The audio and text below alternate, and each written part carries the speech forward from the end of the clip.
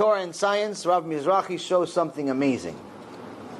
He shows something called Torah codes, which is hidden mathematical secrets in the Torah of all information that exists, past, present, and future. We just need to know what we're looking for. Now we got the Torah 3,300 years ago, approximately, a little over 3,300 years ago. But Hashem gave us information in the Chamisha Chumshei Torah, the 5 books of Moses, that is relevant until the end of time. How do we know? In the Gemara Masechet Megillah, Chazal comes to Hashem and it says, Hashem, there are 55 prophets mentioned in the Tanakh. But how many prophets were there in history? We get the answer, at least 1.2 million. Double the amount of the men between the age of 20 and 60 that left Mitzrayim, which was 600,000.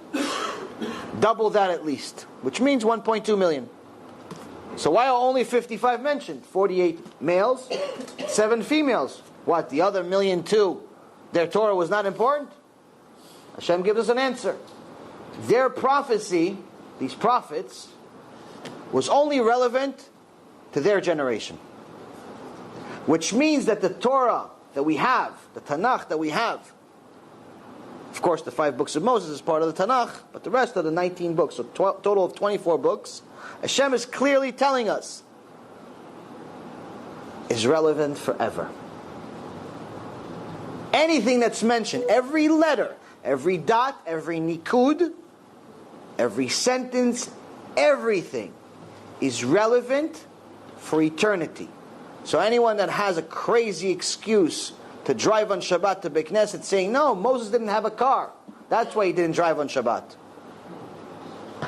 And the excuses the conservative and the reform make up for themselves to drive on Shabbat to Beit Knesset. There's no such thing.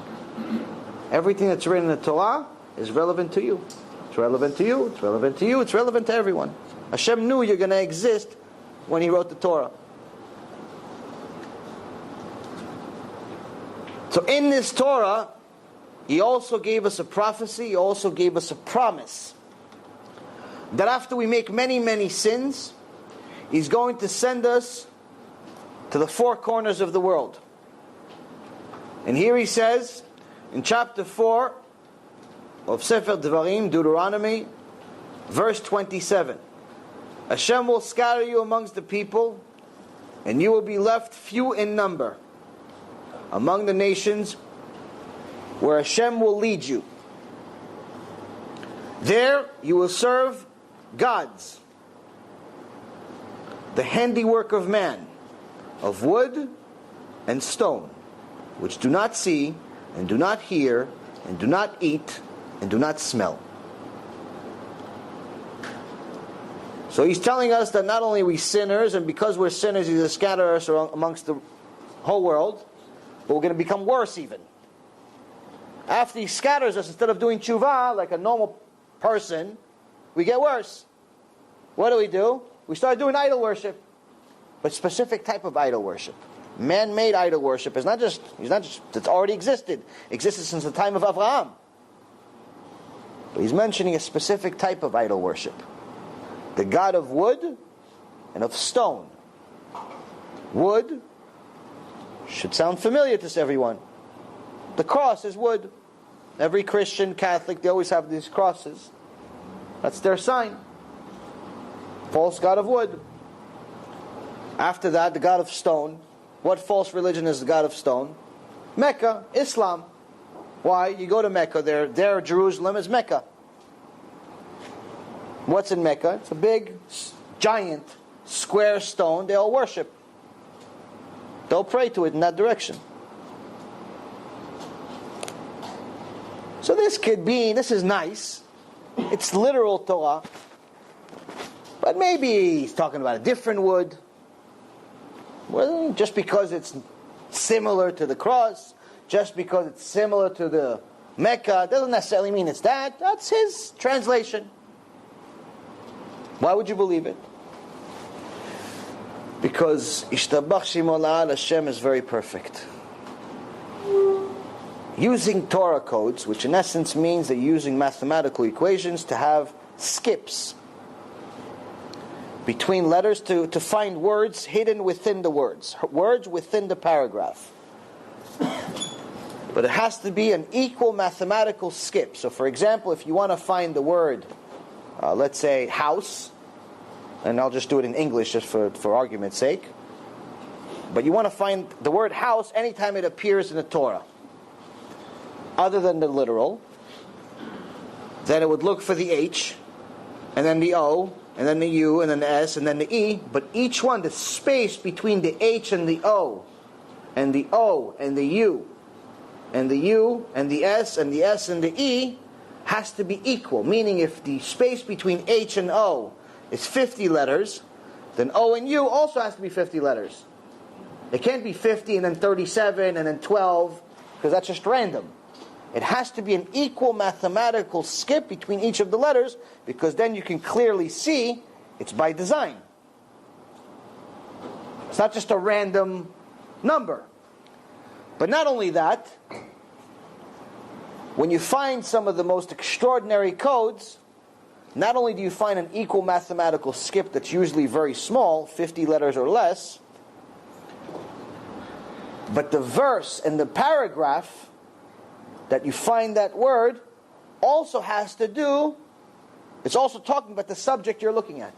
So for example, the Shoah, the Holocaust, the horrible Holocaust, you'll find every single word relevant to the Holocaust, whether it's Yimach Shemo v'Zichro Hitler, or his helpers, his generals, or the gas chambers, all of the disasters that happened, all of the words related to that, it's in Parashah that talks about the punishment Am Yisrael is going to have when they go against Hashem. Specifically, Parashat Ki Tavo, one of the most difficult parashot in the entire Torah. Am Yisrael doesn't have a free choice to do whatever they want. They have choice, meaning that if you do what Hashem says, you get reward, endless reward. If you don't do, there's punishment. It's not just nothing. So, now we have in this verse, we have a Torah code. First word of this verse in Hebrew is ve'efitz, which means Hashem will scatter. Ve'efitz, you find the letter Hey. Second letter of that word is Hey. You skip 50 letters, you get to the word etchem. Letter Chaf.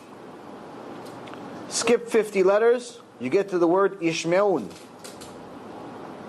Letter Mem. What does it spell? Mecca. As we said, it's Islam. Again, in the same sentence that talks about the God of wood and the God of stone, we found who the stone is. Interesting. Right after that, same word, ve'efitz, also has a yud. 50 letters, you go to the word Shama. Shama. Get the Shin. Another 50 letters, you get to the same word as in the Mecca, you find the Vav. In Ishmeun, which is Yimach Shemo v'Zichro, JC. You find his full name inside the very same verse that says who the God, the false God of stone, of wood and stone is. It's the only place in the entire Torah that you find it, and it's in the very verse that describes them literally. You've just experienced another Torah class brought to you by TorahAnytime.com.